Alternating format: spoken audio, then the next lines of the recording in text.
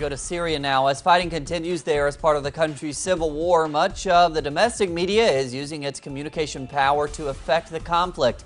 Azem Abdullah now reports on the media tilt as the war rages on. For 3 days, Hasaka city has experienced heavy clashes between the ISIS extremists and the Syrian army backed by people of Hasaka.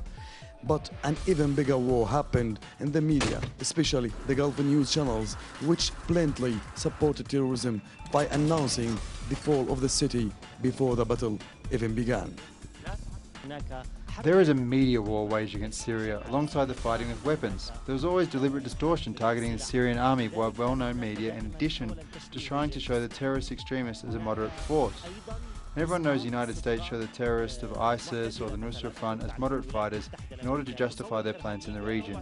And the most important part of the media war is the announcement that the extremists control regions and cities before they fall, to intimidate and destabilize the population, forcing them to flee.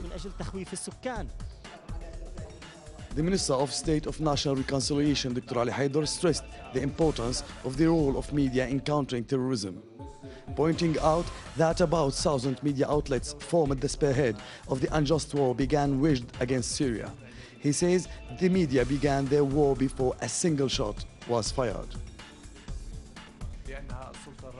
The media, which we know as the Fourth Estate, today serves as the latest weapon and has much greater impact than the battles themselves. And this is what we have experienced in Syria. We are fully aware that the media is the industry of the future and not just a mirror. So we have to use it as a way to defend our country in the face of an unjust war, in which the media plays a big role. At a conference held in Damascus, many journalists confirmed the key role of media, the importance of revealing the facts, of exposing terrorism and its supporters around the world, and in particular showing the issue is no longer limited to a single country or region, especially after the terrorist attack which affected all of Kuwait, Tunisia and France. Azem Abdullah, Telesur, Damascus.